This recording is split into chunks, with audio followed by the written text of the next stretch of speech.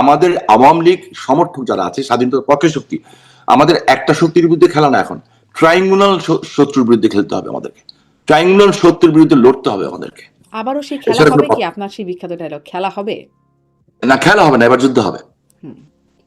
এই যে দেশে ফেরার কথা, তারেক রহমানের দেশে ফেরার কথা আপনি বলছিলেন যে তার নিজের উপর নির্ভর করছে না ফ্রেমটা, হ্যাঁ, এটা ঠিক আছে। তো জি। মানে বিদেশি মানে কোনো ব্যক্তি বা কোনো সংস্থা বা কোনো দেশের উপরে কিছুর উপর নির্ভরশীল, আপনার কথা থেকে আমি বুঝতে পারছিলাম যেটা। কিন্তু আপনাদের ফেরাটা আসলে কিসের উপর নির্ভরশীল, আমি সেটা নিয়ে কথা বলতে চাই। কারণ আপনারা দেশে ফিরবেন ডিসেম্বরে, আপনি প্রকাশ্যে এসেই ডিসেম্বরে ফিরবেন সেই কথা আপনিও বলছেন, বা নেতৃত্ব আরো আগে থেকেই বলছেন যে ডিসেম্বরে ফিরবেন। কিন্তু কিভাবে ফিরবেন সেটি জানা যাচ্ছে না। ধরেন আরো যদি সুস্পষ্টভাবে জানতে চাই যে ধরেন আপনারা কি প্লেনের টিকিট কেটে এয়ারপোর্ট দিয়ে ঢুকে যাবেন? এরকম এত সিম্পল? সেক্ষেত্রে তো শেখ হাসিনার অ্যাক্টিভ কোনো পাসপোর্টও নাই। ট্রাভেল ডকুমেন্ট নিতেও সরকারের সাথে একটা প্রক্রিয়া যেতে হবে। সেরকম? নাকি সীমান্ত, ওই যে শেখ হাসিনার একটা ফোন আলাপে শোনা গিয়েছিল যে চট করে ঢুকে পড়বেন, কাছাকাছি আছে। সীমান্ত দিয়ে আপনারা এক নাগাড়ে ঢুকে পড়বেন। আসলে কিভাবে ঢুকবেন? একটা তো প্রক্রিয়া লাগবে। হ্যাঁ, আমি এটা শেষ করে দিচ্ছি, তার আগে আমি ওই জায়গাটা শেষ করে দিই। হ্যাঁ, তখন আপনাকে এটা জানা দরকার এই কারণে, আপনাদের আমি কালকে নাও থাকতে পারি, আমাকে আল্লাহ নিয়েও যেতে পারেন, তাই না? মানুষের একটা জিনিসই পার্মানেন্ট, যে উই হ্যাভ টু গো। এবং কোন জিনিস সবকিছু মানে টেম্পোরারি, আমাদের লাইফটা কিন্তু সবচেয়ে বড় টেম্পোরারি। সেই দিন যখন এই ঘটনাটা ঘটলো, আমি পরে জানতে পারলাম যে আমাদের সাথে সংঘর্ষ হচ্ছে কে।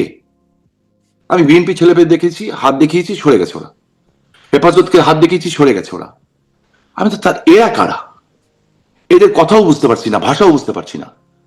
পরে 3 মাস পরে দেখলাম নারায়ণগঞ্জ থেকে রোহিঙ্গাদের গেরিলা বাহিনীর চিফ আরসা প্রধান গ্রেপ্তার হচ্ছে। আজকে আমাদের লোকজনকে ব্যাপকভাবে অ্যারেস্ট করা হচ্ছে। আমি স্বরাষ্ট্রমন্ত্রী মহোদয়কে কালকেও একটা টক ইয়ের মাধ্যমে বললাম, যে সচিবালয়ে আপনি বসেন, আপনাকে আমি দায়িত্ব নিয়ে বলছি শারমিন, যেই সচিবালয়ে উনি বসেন তার থেকে পূর্বাঞ্চলের দিকে যেতে, ঢাকা চিটাগাং হাইওয়ে রোডে স্টিল নাও গতকাল রাত পর্যন্ত 2টো মহিলা মাদ্রাসায় এবং আরেকটা 2টো মাদ্রাসায় অস্ত্রের ট্রেনিং চলছে। ঢাকা শহরে হেভি আর্মস সহ, মানে হেভি বলতে হেভি, হালকা পাত্র অস্ত্র না, 14,000 আল কায়দা, লস্করে তৈয়বা এবং আরসা এরা কাজ করছে। ঠিক আছে, সেই কারণেই আমি ওইখান থেকে আসি। সেই কারণেই আমাদের বাড়ি ঘর সব ভেঙে দেওয়ার পরেও আদর্শিক কারণে আমার নেত্রী একটা বক্তব্য দিয়েছিলেন, হালকা করে আপনি দেখেন, মেমোরাইজ করে দেখবেন, যে স্বাধীনতা বিরোধী শক্তি যাতে ক্ষমতা আসতে না পারে। এই বক্তব্যতে আমাদের জন্য ইশারাই কাফি। উনি কি বলতে চান ওনার চোখের ইশারা আমরা বুঝি, যারা আমরা অনেক ছোট থেকে ওনাকে দেখেছি, আমাদের কাছে যিনি মার মতো। সো মার ভাষা যেমন মানুষ বুঝে, আমরা বুঝি। আমি আমার নিজের নির্বাচনী এলাকায় আমি কিন্তু বিএনপি ইলেকশন করেছি, এমন দায়িত্ব নিয়ে বলছি, করেছি, ওপেন করেছি। এবং মজার ব্যাপার হচ্ছে, ভোট যে জামাত ইসলাম চুরি করবে বাংলাদেশের প্রথম কিন্তু আমার এলাকার থেকে আবিষ্কার হয়েছে। কারণ যেদিন নির্বাচন, সেদিন গোলদাইল ধনকুণ্ডা স্কুলে, নারায়ণগঞ্জ 3 আসনে ধনকুণ্ডা স্কুলে সেদিন জামাতের আমির বিকাল 5:30টার সময় পুলিশ সহ ঢুকে সিল মারা শুরু করেছিল। খবর বিএনপি পায়নি, আমি পেয়েছি। আমি তাড়াতাড়ি করে বিএনপিকে জানাই এবং ওদের সাংবাদিকদের জানাই। তারা পুরস্কার, জামাতের আমির গিয়ে সিল মারা শুরু করলেন? লোকাল জামাতের আমির, ও জি, আচ্ছা আচ্ছা, লোকাল জামাতের আমির। এবং সেখানে কিন্তু আমি জানাই, এই কারণে জানাই বিকজ আমি মনে করেছি স্বাধীনতার বিরুদ্ধে ক্ষমতা না আসুক। কিন্তু রেজাল্টটা কি হলো, আজকে আমাদের কর্মীরা আমাদেরকে গালাগালি করে যে কেন কেন করালেন আমাদেরকে দিয়ে এই কাজটা। হাজার হাজার নেতাকর্মী বাড়িতে থাকতে পারছে না, 25 লাখ নেতাকর্মীর নামে মামলা, প্রত্যেকটা দিন আমাদের কোনো না কোনো বাসায় হামলা হচ্ছে। তাহলে কি আপনারা প্রতারিত হয়েছেন? অফকোর্স। আচ্ছা, কিন্তু আপনারা তো বলেছিলেন, মানে একদম শীর্ষ পর্যায় থেকে শুনেছিলাম নো ভোট নো ভোট। তাহলে আপনারা যা বললেন তা করলেন না কেন? মানে সাংঘর্ষিক অবস্থায় গেলেন কেন? করলাম না এই কারণে, কারণ আমরা না করলে জামাত চলে আসতো ক্ষমতায়। 95টা সিট, 95 সিট, আমি দায়িত্ব নিয়ে বলে আপনাকে নাম্বার ধরে বলে দিতে পারবো, এই 95 সিট বিএনপি পেয়েছে আওয়ামী লীগের কারণে। জামাতের ক্ষোভটা কিন্তু ওখানে আমাদের উপরে অনেক বেশি। আর এটা আমার কোনো আপত্তি নেই, কিন্তু চালাক না বিএনপি। কি অবস্থা দেশের আজকে, অনেক সুন্দর।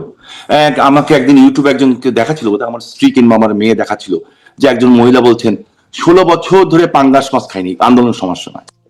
তো আজকে কি অবস্থা, আজকে দেশে তেল নাই, গ্যাস নাই, বিদ্যুৎ নাই, কাজ নাই, মানুষের, আমার এলাকায় গার্মেন্টস সব একটার পর একটা সব বন্ধ হয়ে যাচ্ছে, মেয়েরা ঘর থেকে বেরোতে সাহস পাচ্ছে না। বিশ্বাস করবেন যে আমার যারা বন্ধু বান্ধব, আমি আজকে আপনার সাথে কথা বলার জন্য, শুধুমাত্র আপনার সাথে কথা বলার জন্য আমি দায়িত্ব নিয়ে কথা বলি, যে আমি ওদেরকে ফোন করেছি, যারা আমার ফ্রেন্ড, ওরা তো আমাকে খোলামেলা বলবে, ছোটবেলা আমরা একসাথে পড়ো, ওদের income middle class, lower middle class বলবো না, এখন হবে লোয়ার মিডল ক্লাস, তখন মিডল ক্লাস ছিল আমাদের সময়, 50,000 থেকে 60,000 টাকা বাড়ি ভাড়া দেওয়া, মানে বাড়ি ভাড়া দিয়ে থাকে, 2টা করে বাচ্চা আছে কিংবা 3টা বাচ্চা আছে। আনলাম যে এখন কি অবস্থা, আমি দেখলাম ওদের গলা ভারী হয়ে যাচ্ছে, বললো 21 দিন 22 দিন চলতে পারি, তারপর পারি না। দিস ইজ গোয়িং অন বাংলাদেশে। হ্যাঁ, তো মানুষের পেটে খাবার নাই, বেকারত্ব 18 থেকে 46% চলে গেছে, মানে দারিদ্রতা।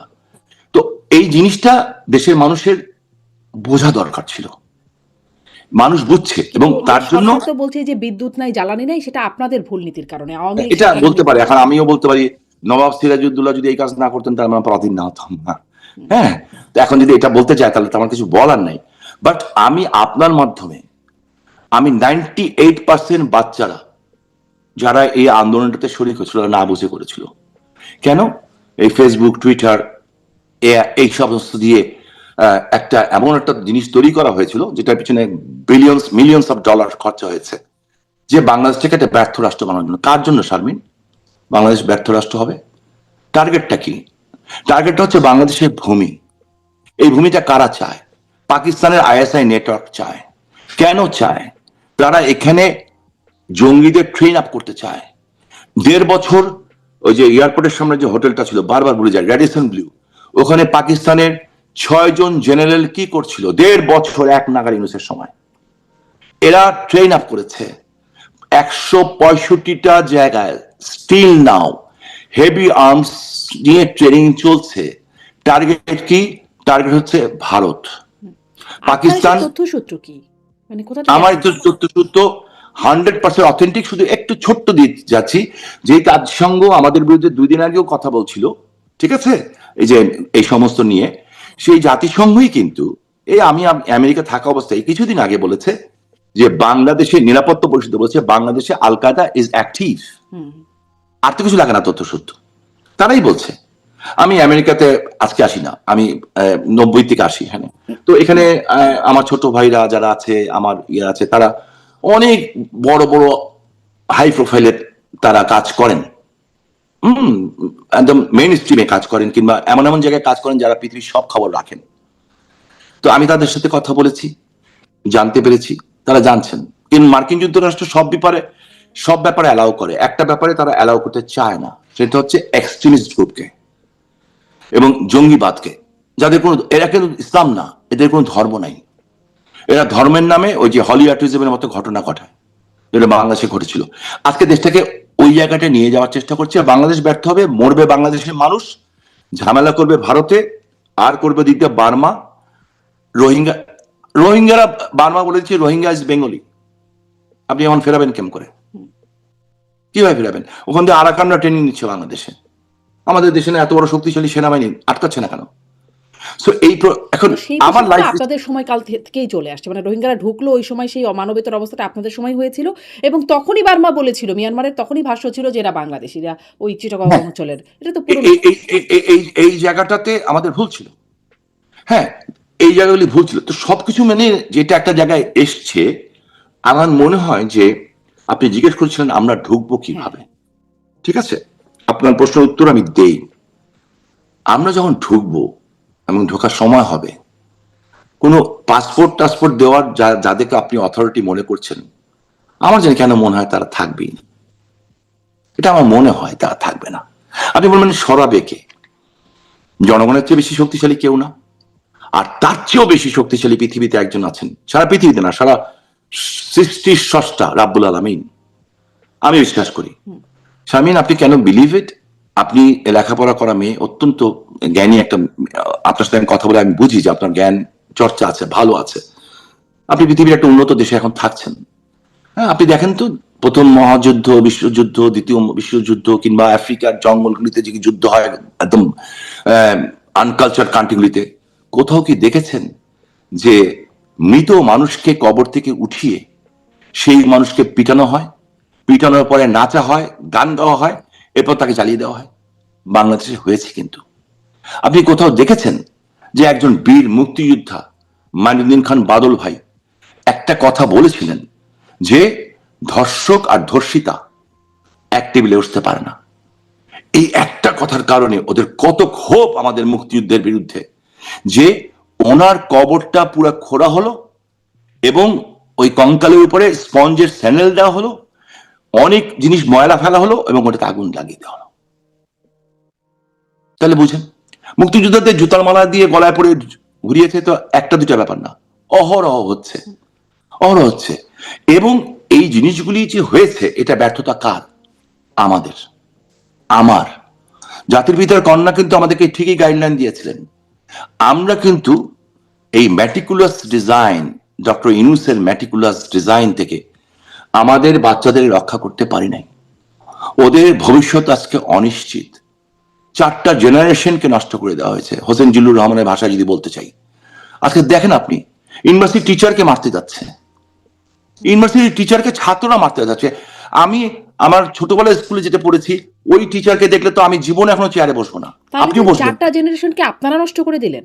না? এই যে এই আসার পরে, এই যে ছাত্রদের আন্দোলনের নামে কিন্তু মধ্যখান এই দিয়ে ছাত্ররা তো ধরেন হয় আপনাদের আমলে তাদের জন্ম বা তাদের বেড়ে ওঠা, বড় হয়ে ওঠাটা Right. সবটাই আপনাদের আমলে হয়েছে, কারণ আপনারা 17 বছর টানা ক্ষমতায় ছিলেন।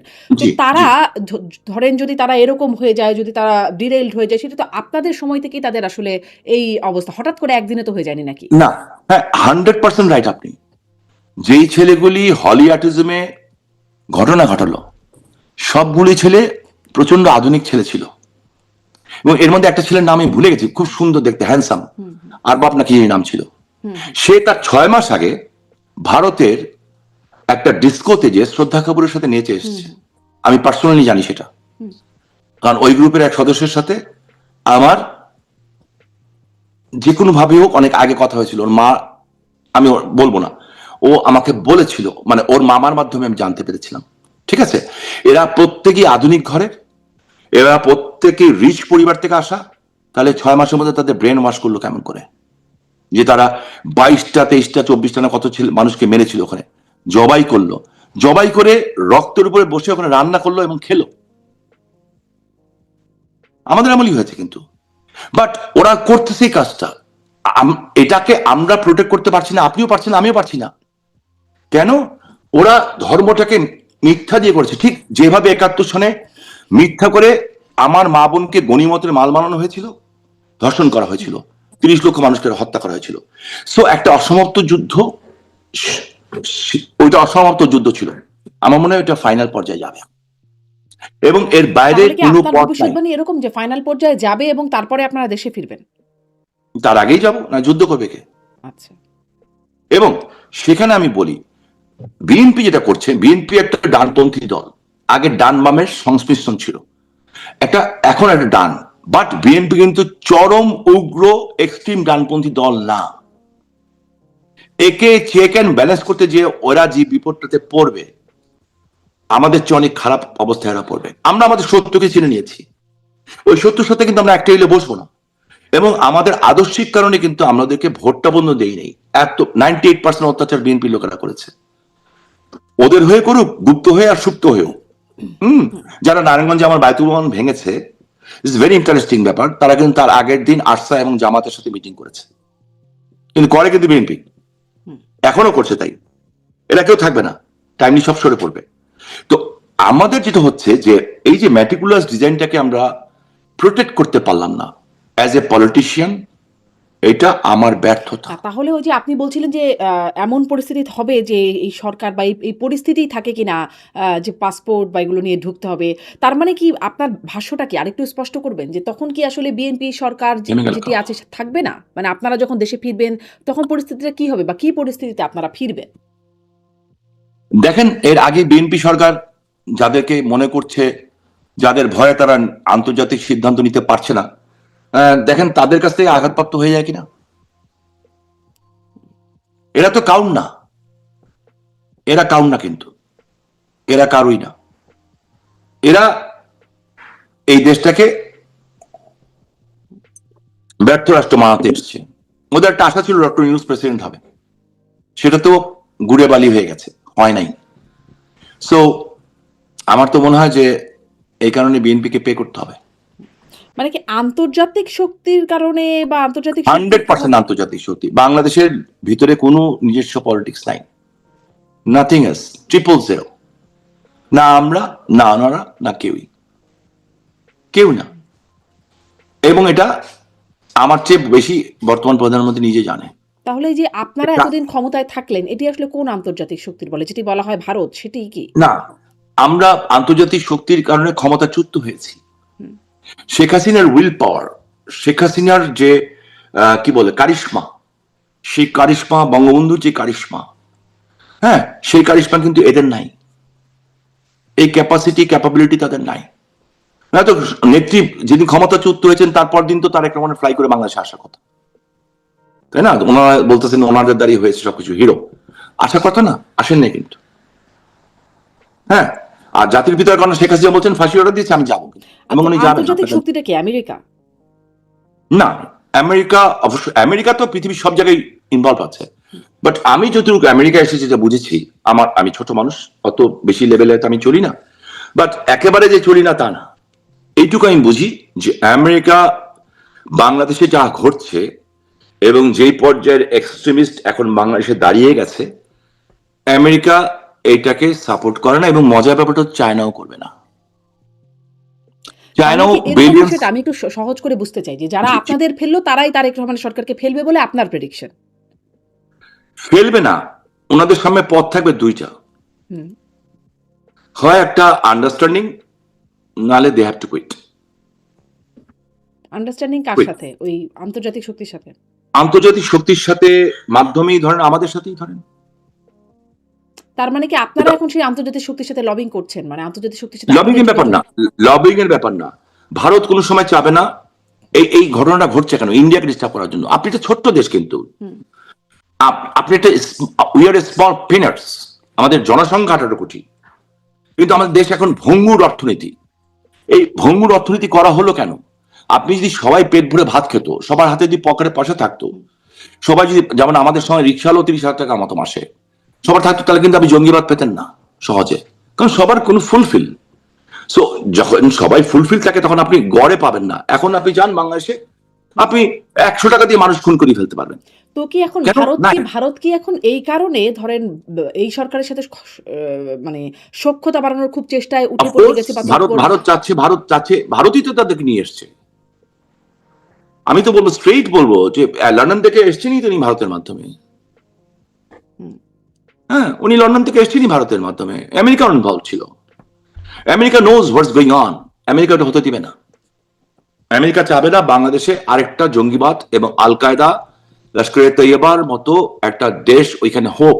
এবং আপনাকে আমি দায়িত্ব নিয়ে বলছি যে যদি এটা হয়, ওই সাবকন্টিনেন্টে না, এই পুরা ওয়ার্ল্ডের মধ্যে সবচেয়ে বড় টেররিস্ট কান্ট্রি হয়ে যাবে আমাদের দেশটা। But we have to fight. তাহলে মানে এই এত কিছু হবে এবং তারপরে আপনারা দেশে চলে আসবেন, মানে আন্তর্জাতিক সমীকরণগুলো এরকম ভাবে আগাবে, আপনার ভবিষ্যৎবাণী যেভাবে বলছেন, এবং তারপরে আপনাদের দেশে আসার রাস্তা তৈরি হবে। আমরা তো তাদেরই সন্তান শারমিন, যে আমাদের, আপনি তখন জন্ম হননি, অবশ্যই জন্ম তো হনই নাই, জন্মের কোনো আপনার বাবা মার বিয়ে হয়েছে কিনা সেটাও সন্দেহ আছে। হ্যাঁ, 71 সনে আমি ক্লাস 3-4 পড়তাম। 71 সনে যারা যুদ্ধ করতে গেছিলেন, আমার মনে হয় 90% তখন এক নালা বন্দুক দেখে নেই।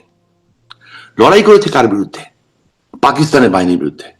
বলা হতো পৃথিবীর মধ্যে অন্যতম ডেঞ্জারাস সোলজার পাক বাহিনী। সেই পাক বাহিনী কিন্তু 90,000 সোলজার, হ্যাঁ, ভারতের ব্যাপক সহযোগিতা ছিল আমাদের পক্ষে। 90,000 সোলজার লুঙ্গি কাছা দেওয়া মুক্তিযোদ্ধাদের কাছে নাকে খত দিয়ে আত্মসমর্পণ করেছে, যেটা মেনে নেয়নি। টাইম উইল বি সে, আপনি দেখবেন এই দেশকে ধ্বংস করার জন্য। ডিসেম্বর টাইম কিভাবে ঠিক করলেন? মানে টাইম উইল সে, এগুলো তো এত, মানে আপনারা ডিসেম্বরের আগে হতে পারে, ডিসেম্বরের আগে হতে পারে, পরে হতে পারে। আমার তো মনে হয় আগেই হবে। মানে একদম, মানে শেখ হাসিনা তো খুবই সুস্পষ্টভাবে ডিসেম্বরকে বলে দিচ্ছেন যে ডিসেম্বরে। উনি ডিসেম্বর বলছেন। আপা কেন বলছেন এটা তো আমার সাথে শেয়ার করবেন না, আর আমার জানাও দরকার নেই, জানলেও আমি আপনাকে বলবো না। বাট এটুকু আমি বলবো, তার আগে হতে পারে, বিকজ এই দেশ তো আমাদেরকে বাঁচাতে হবে। তার আগেও হতে পারে, তারপরে হবে না। ডিসেম্বরে আপনাদের ডেডলাইন। এইটা তো এখন পর্যন্ত তাই আছে, আচ্ছা, এখন আপনার পর্যন্ত সাথে তাই আছে। আপনার বিকজ সাক্ষাৎকার আপনারটা একটু শারমিন, এটাও আপনি একটু শুনি। আপনি নাহলে কি জবাব দিবেন? আপনার যারা পূর্বপুরুষ, যারা এই দেশের জন্য 30 লক্ষ মানুষ জীবন দিয়ে গেছেন, আপনি কি জবাব দিবেন যদি আজকে কোনো ধর্ষিতা মায়ের মেয়ে এসে বলে যে আপনি তো এত বড় একটা টক শো করছেন, আপনি তো এত বড় নাম করা সাংবাদিক, আচ্ছা এক কাজ করেন, আমার এই স্বাধীনতা দরকার নাই, আমার মার ইজ্জতটা ফেরত দাও। জবাব আছে আপনার কাছে? আমার কাছে নাই তো। আমি আমি এতিম কেন? আমার চোখের সামনে আমার মা বাবা সবাইকে মেরে ফেলেছে তোমার স্বাধীনতার জন্য। এই স্বামী ওসমান, তোমার স্বাধীনতার জন্য আমার বাবা আমার ভাই সবাইকে মেরে ফেলেছে। সাইজে মুক্তিযোদ্ধার সন্তান হিসেবে আমি তো মানতে পারি না। আমার বাবা মুক্তিযোদ্ধা ছিলেন, আমার ভাইরা মুক্তিযোদ্ধা ছিলেন, আমার বাবা মুক্তিযুদ্ধের এর একটা নেতৃত্ব দিয়েছেন এবং বঙ্গবন্ধুর পরিবারকে মুক্ত করতে যে বুকে গুলি খেয়েছিলেন, জি। এদিক দিয়ে গুলি খেয়ে খুবই ওদিক দিয়ে বেরিয়ে আনফেয়ার, গেছে। খুবই আনফেয়ার বিষয়গুলো শামীম ওসমান। মানে জি এইরকম কথায় ধরেন এখন তারা যদি বলে যে যারা আসলে গুমের শিকার হয়েছিলেন, যারা আসলে বিচার বহির্ভূত হত্যাকাণ্ডের শিকার হয়েছিলেন আপনাদের সময়ে, তো জি তারা তাদের কাছেও তো আপনাদের এই জবাবটা দিতে হবে। তাদের কাছেও তো আপনারা জবাবটা দিয়ে আসেন নাই।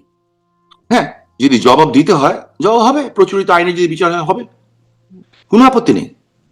প্রচলিত আইনে যদি বিচার হয় হবে। আমি তো র্যাবের বিরুদ্ধে কথা বলেছিলাম না? আপনার টক শোতে হুম, কি বলেছি? বলেছেন। ওপেন বলেছি 7 মার্ডারের পরে, বলেছি কারা ঘটিয়েছে।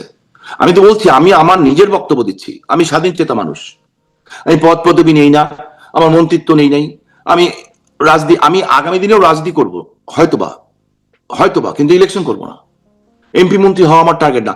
আমার টার্গেট, আমার এই মাটির জন্য আমি দেখেছি আমার বাবা বুকে গুলি খেয়েছেন, আমার মেজো ভাই ক্লাস 9-এ থাকা অবস্থায় মুক্তিযুদ্ধে গেছে, আমি দেখেছি আমাদের গ্রামের বাড়িতে মহিলারা। আপনি বুকে গুলি না খেয়ে মানে এই জুলাই আগস্ট অভ্যুত্থানের পরে চলে আসলেন কেন? যেটাকে পালিয়ে বিকজ আসলেন কেন? Sometimes because sometimes defence the best offence.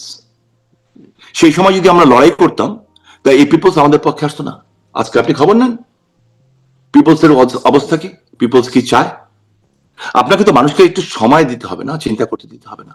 আচ্ছা, আপনার আপনার যে ছোট্ট বাচ্চাটা, আপনার যে ছোট্ট বাচ্চাটা, হ্যাঁ, যেটা ধরেন এখন হয়তো একটু বড় হয়েছে, এখন হয়তো হাঁটি হাঁটি পা করে হাঁটতে চেষ্টা করছে, ও কিন্তু এখন আপনার আঙ্গুল ধরে হাঁটে। ধরেন আঙ্গুল ধরে হাঁটতে গেলেও কিন্তু খানিক্ষণ পর পর যে একটার সাথে বাড়ি খায়। আপনি শুধু সারাক্ষণ কষাস থাকেন, কোথায় বাড়ি খেলো রে বাবা, হ্যাঁ, ওকে ধরে কেমন করে বাঁচাতে হবে। আমার নাতিটারও সেম অবস্থা। হ্যাঁ, তো যখনই একটু পুরোপুরি হাঁটা শিখে যায়, তখন আপনি ধরতে গেলে বলবে তুমি ধরছো কেন, আমি হাঁটতে পারি না। সো বাংলাদেশের মানুষ এখন হাঁটা শিখছে। সো যেহেতু হাঁটা শিখছে, একটু শক্ত হয়ে, কোমরটা শক্ত হোক, লড়াই একটা হবে এবং ওই লড়াইতে আমরা জিতবো ইনশাল্লাহ। আমি বাঁচবো কিংবা মরবো আমি জানি না, অর্থাৎ আমি চাই এই কলঙ্কিত হয়ে মরতে চাই না। জি, জি। আপনি আপনার সাক্ষাৎকারে আমি দেখছিলাম যে আপনি বলছেন যে আর্মির ২ জন বড়, বড় অফিসার মানে তাদের জি সাথে আপনার কথা হয়েছে এবং আ তারা কথোপকথন সম্পর্কেও আসি। কিন্তু একে, একে আসি আরকি। তো কারা তারা? সেটা কি আপনি বলবেন?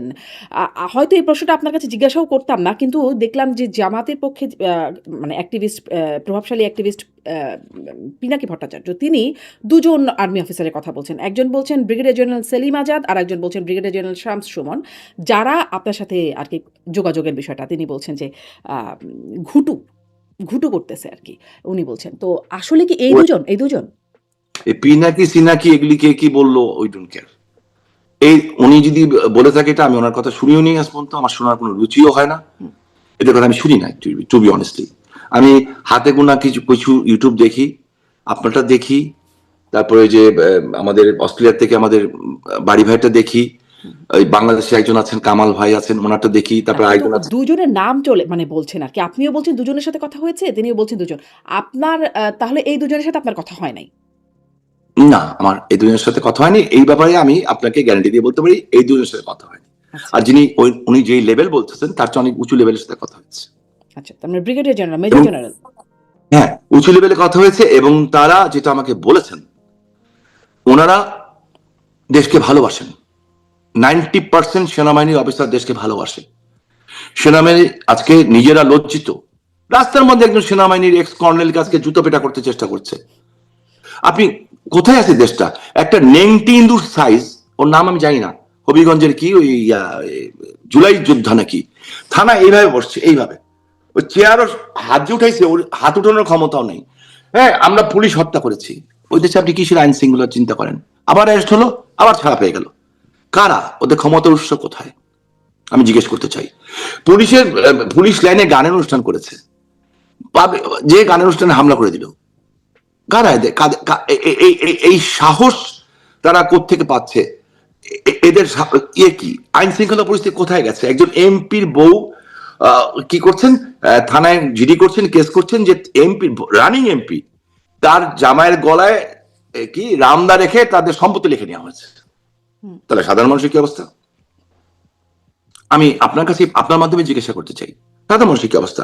আজকে আমার বন্ধুরা যারা হিন্দু, হ্যাঁ, আমি নাম বলতে পারি কিন্তু বলবো না, এই যাদের ঘরে একটু প্রাপ্তবয়স্ক মেয়ে আছে, স্পেশালি যাদের বয়স 21, 22, 19, 18, বিবাহ মানে 22, 23, 24 বছর বয়সে যে বিয়ে হবে, এরা ম্যাক্সিমামই এখন এলাকায় থাকছে না, এবং অন্য এলাকায় থাকছে, যে ঢাকা না, ঢাকার বাইরেও থাকছে মুসলমান পরিচয় দিয়ে।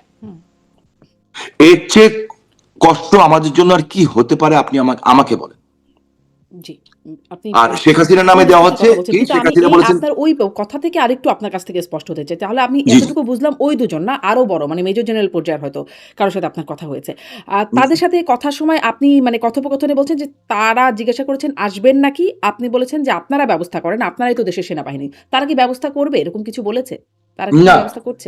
তারা বলতেছে তারা আননান, এবং তারাই আমাকে বলেছে যেই পরিমাণ জঙ্গিবাদ দেশে ছড়িয়ে যাচ্ছে, 1 বছরের মধ্যে যদি আমরা ব্যবস্থা না করতে পারি, এই দেশ, বাংলাদেশ, পৃথিবীর মধ্যে, যেই শব্দটি একটু আগে ইউজ করলাম, সারা পৃথিবীর মধ্যে অন্যতম জঙ্গি রাষ্ট্রে পরিণত হবে। আমি আমাকে বলছেন কেন ভাই? আমরাও তো আপনাদের উপর ভরসা করেই যাব, বিকজ আপনাদের তো দেশ রক্ষা করার জন্য শপথ নিয়েছেন আপনারা।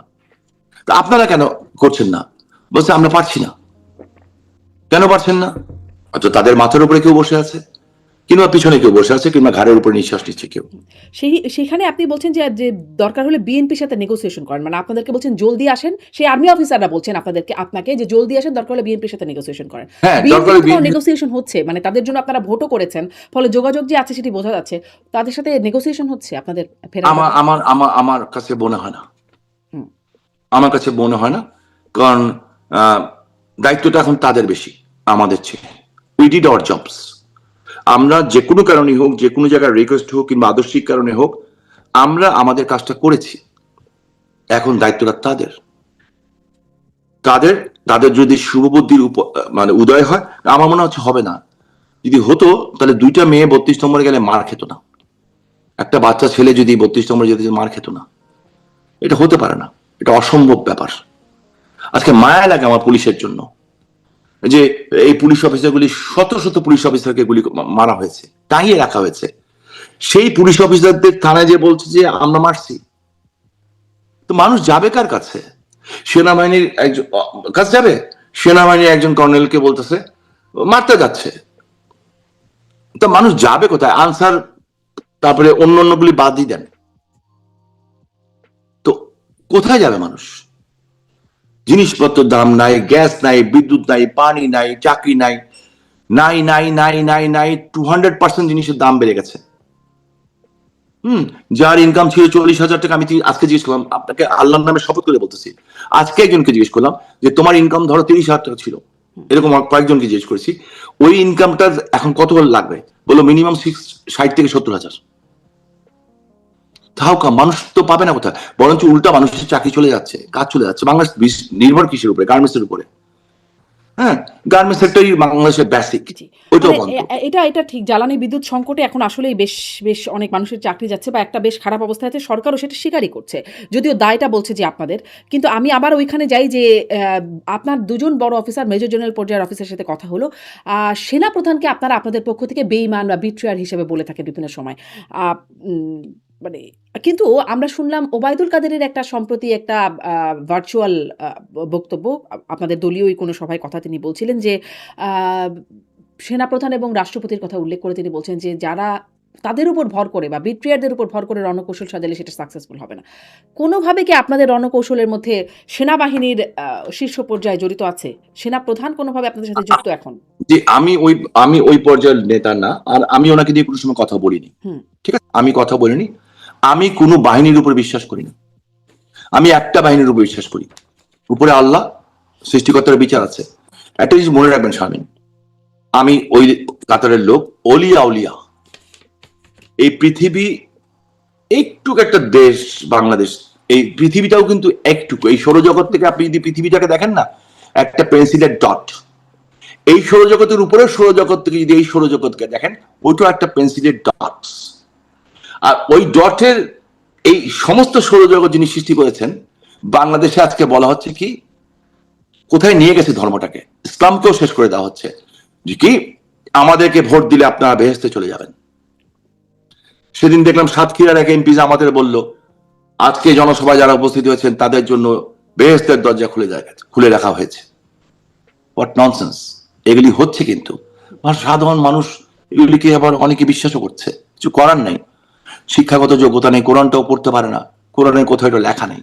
এরা আমাদের ধর্মটাকেও কিন্তু এদের হাত থেকে বাঁচাতে হবে। এরা কি করেছে? এই মাজারগুলিতে হামলা করেছে। আমি তারেক রহমান সাহেবকে বলেছি, আপনি যদি সত্যি বিশ্বাস করেন যে এই আপনি যদি ইয়েতে যান, ওই যে কি বলে, এই আপনি মাজার জিয়ারত দিয়ে শুরু করেছেন সিলেটের শাহজালাল মামা মাজার, তাহলে এতগুলি মাজার যে জ্বালিয়ে দেওয়া হলো, এতগুলি মাজার, শাহপারান বাবার সামনে মাজারের মধ্যে মানুষ পেরে ফেলা হলো, তো বিচার করছেন না কেন? বলবেন ডক্টর ইউনূসের কথা, জোনার সময়, ফাইন, তা আমাদের বিচার করছেন কেন? আপনি যদি রিসেন্ট পাস্টের বিচার না করতে পারেন, আমের টিকার জন্য হাজার হাজার বাচ্চা মরে গেল, বিএনপি একজন স্বতন্ত্র এমপি কোর্টে মামলা নিল, সে মামলাও তো গ্রহণ করা হলো, কেন? কেন পালন করলেন না? দুর্বলতা কোথায়? কেন করছেন না, কিংবা করতে পারছেন না? পিপলস কিন্তু জিজ্ঞেস করবে কয়েকদিন পরে। Time is coming. আর একটা জিনিস কি জানেন? Truth is beauty, beauty truth, beauty is truth. সত্যকে আপনি মাটি চাপাতে রাখতে পারবেন। হ্যাঁ, আমাদের ভুল ছিল না, এ কথা যদি বলি তাহলে এটা হবে চরম মিথ্যা কথা, আমি চরম ভুল কথা। আমাদের সবচেয়ে বড় ব্যর্থতা হচ্ছে আমরা ডক্টর ইউনূস গংদের, জামাত শিবির জঙ্গিদের এই ম্যাটিকুলাস ডিজাইন থেকে আমাদের বাচ্চাদের, আমাদের দেশবাসীকে রক্ষা করতে পারি নাই। পারি না দেখেই আজকে আমাদের দেশ কোথায় চলে গেছিল, কোথায় ধাপে পড়ে গেছে।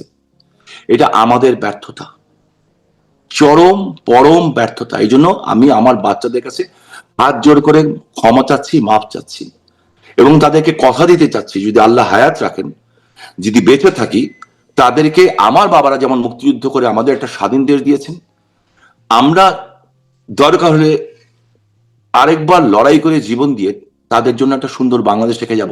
আপনাদের হাতেই তো ছিল, আসলে দেশটা আপনাদের হাতেই তো ছিল, কিন্তু সেখানে দেখা গেছে এই বা স্বাধীন বাংলাদেশের মানুষ স্বাধীনভাবে ভোট দিতে পারে নাই, মানে তারা ভোটাধিকার প্রয়োগ করতে পারে নাই, ঠিক মতো বেছে নিতে পারে নাই তাদের জনপ্রতিনিধি, এবং একবার না বারবার, এবং সামনেও পারবে কিনা তার কোনো ভরসা আপনারা দিচ্ছিলেন না। ফলে মানে মানুষের হাতে উপায় কি ছিল আপনাদেরকে এইভাবে সরানো ছাড়া? না, মানুষ ছড়ায়নি, ইটস এ ডিজাইন। এই যে ছড়িয়েছে সে নিজেই তো বলেছে ম্যাটিকুলাস ডিজাইন। ধরেন সেই ডিজাইনে তো মানুষ ইনভলভ হয়েছে, মানুষ ইনভলভ না হলে কত ডিজাইন পার্সেন্ট মানুষ? বাস্তবায়ন করা যেত না। 18 কোটি মানুষের মধ্যে কত কত লোক ছিল সেদিন? 5 লাখ, 10 লাখ, 15 লাখ, 20 লাখ, 25 লাখ, যারা ছিল তাদের সমর্থন ছিল মেবি, আপনার কাছে মনে হবে, কিন্তু উপস্থিত ছিল 30টা। আমি 2 তারিখে নেত্রীর কাছে গেছিলাম, আমি তাকে তার 3 মাস আগে পার্লামেন্টারি কমিটিতে বলেছি, 2 মাস আগে গেছি, আমি বলেছি। আমি যখন পার্লামেন্টের লবিতে বলতাম, অনেকে আমাকে বলতো স্বামী ওসমানের মাথা খারাপ, স্বামী, এই যে শামীম ভাই আসতেছে টেনশন মাস্টার, কেন বলতো? শামীম ভাইয়ের উপরে একবার বম ব্লাস্ট হয়েছে, শামীম ভাই সারাক্ষণ এটা নিয়ে চিন্তা করে। ইয়েস, আমি ওদের দিকে নজর রাখি, ওরা মানুষের নামে পশু। আমি আমি বিএনপি আমাদের মতোই কম বেশি, ঠিক আছে, কিন্তু ওরা মানুষের নামে পশু। তো এদের ব্যাপারে খোঁজ রাখতেই হবে আমাকে। বাট আজকে বিএনপিও কিন্তু ওদের সাথে ঢুকে গেছে। আমি বিএনপির যে কি করুণ পরিণতি হবে আপনি কল্পনা করতে পারবেন না। আমার এলাকা থেকে আমি বলতেছি, যে রান্না করে সে একটা ভাত টিপে, কিন্তু পুরো ভাত নিয়ে মশলা না। এদের ভিতরে, আমাদের ভিতরে কিন্তু গুপ্ত ঢুকে গেছিল। এই যে গুপ্ত না সুপ্ত কি বলে, এই সার্জিস বঙ্গবন্ধুর উপর ভাষণ দিয়ে, সার্জিসটা কি নাম ছিল এটা আমি জানি না, সে পুরস্কার পেয়েছিল, তা আমাদের দলই তো ছিল, ছাত্রলীগ করতো। সো আজকে কিন্তু বিএনপির ভিতরে এই অবস্থা, সংখ্যা অনেক বেশি, এদের অনেক বেশি, এদের সংখ্যা বিএনপির ভিতরে এদের সংখ্যা বিএনপির চেয়ে ডাবল। সো তারা তো দেশের একটা মেজরিটি অংশ, তাহলে তো তাদেরকে তো আপনারা অস্বীকার কেন করেন, বা তাদেরকে শত্রুতা করলে হবে কি করে? ধরেন তারা আপনাদের মধ্যে, তারা বিএনপির মধ্যে, তারা তো তারা আছেই, ইয়েস অফকোর্স, তারাই দেখা যায়। হ্যাঁ, ইয়েস, তারা প্ল্যান্ড, এবং তাদের এই প্ল্যান বাস্তবায়নের জন্য বিভিন্ন দেশ থেকে টাকা আসতেছে। কেন? আমাদের দেশটা দখল করার জন্য না, আপনার এই সাবকন্টিনেন্টকে শাসন করার জন্য। একদিকে বাবা ইন্ডিয়া, একদিকে বেসিক হলো মূল টার্গেট ইন্ডিয়া, বিকজ ইন্ডিয়া আপনি খেয়ে পড়ে বাঁচতে চাচ্ছেন, ইন্ডিয়া সুপার পাওয়ার হতে চাচ্ছে। ওইখান দিয়ে হচ্ছে আবার বার্মাতে ট্রিলিয়ন্স অফ ডলারের আপনার ইয়ে আছে, খনিজ সম্পদ আছে, এগুলি কেউ দখল করতে চাচ্ছে। আমাদের সমুদ্র আছে, সমুদ্রের তলে কেউ কিছু রাখতে চাচ্ছে। অনেক কিছু মিলিয়েই কিন্তু এই ষড়যন্ত্রটা হচ্ছে। তো এখন এত যে আন্তর্জাতিক দেশে বিদেশে ষড়যন্ত্রের কথা বলছেন, আপনাদের সাথে আসলে কোন কোন দেশ আছে? এখন আপনাদের পক্ষে বা আপনাদের সমর্থন দিচ্ছে কারা? কেউ আছে? আমি এইটা জানি না যে কারা আছে, তবে আমি এইটা জানি যারা আমাদের স্বাধীনতার বিরুদ্ধে আমাদের সমর্থন দিয়েছিল, তারা ওই বুঝেই স্বাধীনতা যুদ্ধে সমর্থন দিয়েছিল যে বাংলাদেশের স্বাধীন হওয়া দরকার, এবং তাদের জীবনে তাদের বহু লোক রক্তও দিয়েছে। তারা তো পক্ষে আছে, সব তারা পক্ষে আছে। আচ্ছা, আমাদের কিছু ভুল ছিল, ত্রুটি ছিল, হ্যাঁ, এবং সেই ভুল ত্রুটির কারণে কেউ অসন্তুষ্ট থাকতে পারে তখন, বাট ওই ভুল ত্রুটি সংশোধন করেই আমাদের সামনের দিকে এগিয়ে যেতে হবে। এবং যারা আমাদের মতো, আমার মতো, ধরেন আমি আমাকে দায়িত্ব নিচ্ছি, যদি আমার ভিতরে আমার কারণে যদি আমার দল, আমার দেশ ক্ষতিগ্রস্ত হয়, তাকে নেত্রী ছেটে ফেলতে হবে, বাদ দিয়ে দিতে হবে। একটা নতুন দেশ দিতে হলে নতুন জেনারেশন লাগবে, নতুন রক্ত লাগবে, নতুন ব্রেন লাগবে, যে স্মার্ট আমার চেয়ে অনেক বেশি, তাকে লাগবে। We need them. আমরা পিছন থেকে তাদের জন্য সাপোর্ট দিব। তো আমরা আপনাদের নেতৃত্বে কোনো পরিবর্তন আসছে? আসা উচিত। আমি কেন্দ্রীয় নেতৃত্বে বলছি না, আমি বলছি গ্রাসরুট লেভেল থেকে আসা উচিত। ওই যে বুথ থেকে বসিয়ে কমিটি দিব তা না, আপনার মেধাবী লোক দরকার। আপনাকে খুব দ্রুত, কিন্তু এই যে গ্যাপটা হয়েছে, এই ধ্বংসযজ্ঞ হয়ে গেছে, এটা কিন্তু খুব দ্রুত রিকভারি ধরেন করতে হবে। এখনো তো দেখা যাচ্ছে মানে সরব অবস্থা হয়েছেন, সম্প্রতি খুব সরব দেখা যাচ্ছে জনাব ওবায়দুল কাদের সাধারণ সম্পাদক, আর আরো যারা পুরনো নেতৃত্ব জাহাঙ্গীর কবির নানক, বাহাউদ্দিন নাসিম, ওনাদেরকে দেখা যাচ্ছে তারা অ্যাক্টিভ রোল প্লে করছেন। নতুন কারা আছেন? নতুন মুখ রাস্তা থেকে সৃষ্টি হয়ে যাবে। তো ফয়ল আহমেদ, এদেরকে কি কেউ সৃষ্টি করেছে? সৃষ্টি হয়নি, রাজপথ থেকে সৃষ্টি হয়ে গেছে। রাজপথ থেকে যারা সৃষ্টি হয়ে আসে, ওনারা তো অবভিয়াসলি সবাই জ্ঞানী মানুষ, যাদের কথা বলেন, ওনাদের অভিজ্ঞতা কাজে লাগাতে হবে। হ্যাঁ, আপনি একটা নতুন একটা ছেলে মেয়েকে ধরেন, আপনি একজন জার্নালিস্ট, হ্যাঁ, একটা বাচ্চা যদি আপনার কাছে শিখতে আসে, ও যখন আপনাকে শিখবে যে কিভাবে জার্নালিজম করতে হয়, তো এমন হতে পারে যে কালকে দেখা যাবে যে ও আপনার চেয়ে অনেক বড় জার্নালিস্ট বেশি হবে, যে আপনি ওকে নিয়ে প্রাউড করবেন। বাট কাউকে তো শেখাতে হবে না। তো আমরা যারা আছি তারা, আমরা নার্সিং করব তাদেরকে। আমাদের কিছু সাচ্চা দেশপ্রেমিক দরকার। একটা এলাকায় কিন্তু হাজার হাজার লোক দরকার হয় না, একটা এলাকায় একজন সঠিক গেরিলা যথেষ্ট। হ্যাঁ, হাজার হাজার ভণ্ডর থেকে, সো উই নিড। আপনারা কি যখন ক্ষমতায় ছিলেন তখন সেই ভণ্ডদেরকেই বেছে নেওয়া হয়েছিল? মানে ওবায়দুল কাদেরের মুখেও বহুত শুনেছি হাইব্রিড, কাউয়া, ফার্মের মুরগি ঢুকে গেছে আওয়ামী লীগে, এরকম যেমন তার মুখে শুনেছি। আবার অন্য নেতারাও কমপ্লেন করতেন যে টাকার বিনিময়ে কমিটি হচ্ছে আপনাদের, মানে যারা আসলে নেতা না তারা নেতা হয়ে গেছেন টাকা দিয়ে, ইত্যাদি ইত্যাদি। সো ভণ্ডরা কি আসলে আওয়ামী লীগ দখল করেছিল? অনেক জায়গায় ছিল তারা। স্ট্রু স্ট্রু এই স্ট্রু দেখেই তো আমাদের আজকে এটার নেত্রী দেশটাকে উন্নয়ন করার জন্য 18-19 ঘন্টা ধরে কাজ করতেন এই মহিলা। আমি নিজে দেখেছি ভাই, আল্লাহ সাক্ষী, আমি সাক্ষী। উনি পাগলের মতো একটা মানুষ পরিশ্রম করত। তো উনি তো সবটা একসাথে পারবেন না, সংগঠন দিয়েছিলেন আর সবার উপরে। এটা দেখো, আমরা দেখতে পারিনি। আচ্ছা, মানে এইটা আপনি মানে আপনার স্বীকারোক্তি যে আপনাদের এই জায়গায় একটা দোষ ছিল বা ত্রুটি ছিল। একটু এই জায়গাগুলো কথা বলি যে অনেক ঘটনার পরে বা বাংলাদেশ থেকে, বাংলাদেশ সরকার বা বাংলাদেশের পুরো ব্যবস্থা থেকে অনেক আপত্তির সত্ত্বেও 5ই আগস্ট একটা প্রেস কনফারেন্স করলেন দিল্লিতে। শেখ হাসিনা সেখানে সরাসরি কথা বললেন। মানে এটা আমরা দেখলাম আন্তর্জাতিক গণমাধ্যমগুলো, বাংলাদেশের গণমাধ্যমে যেখানে এইগুলো প্রচারে নিষেধাজ্ঞা ছিল, আন্তর্জাতিক গণমাধ্যমে বেশ কাভারেজ আসলো। কিন্তু বার্তা কি আসলো? নতুন কি কোনো বার্তা সেখানে আসলো? মানে যা মানুষ নতুন করে জানলো, শুনলো, এরকম কিছু ছিল? দেখেন, ওনার কথাটা, ওনার ভয়েসটা যখন শুনে, হ্যাঁ, এবং উনি তো নতুন নতুন এক একদিন এক একটা দিক নির্দেশনা দিবেন না, ঠিক আছে?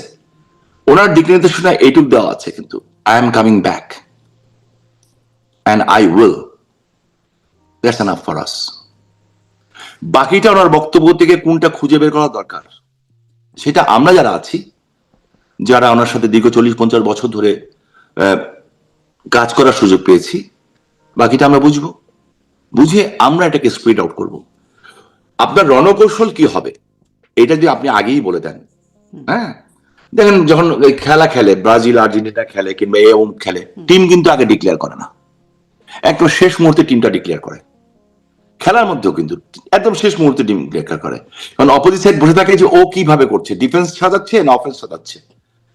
সো ওনার যদি সব কথা বলে দিতে হয়, তার আর তার ওইটাতেও মার খাওয়া ছাড়া কিংবা সুইসাইড করা ছাড়া তো স্কোয়াড ছাড়ার উপায় হবে না। কারণ আমাদের অপোজিশন শক্তি খুব দুর্বল না, খুব শক্তিশালী, এবং আমাদের আওয়ামী লীগ সমর্থক যারা আছে, স্বাধীনতার পক্ষে শক্তি, আমাদের একটা শক্তির বিরুদ্ধে খেলা না, এখন ট্রায়াঙ্গুলার শত্রুর বিরুদ্ধে খেলতে হবে আমাদেরকে, ট্রায়াঙ্গুলার শত্রুর বিরুদ্ধে লড়তে হবে আমাদেরকে।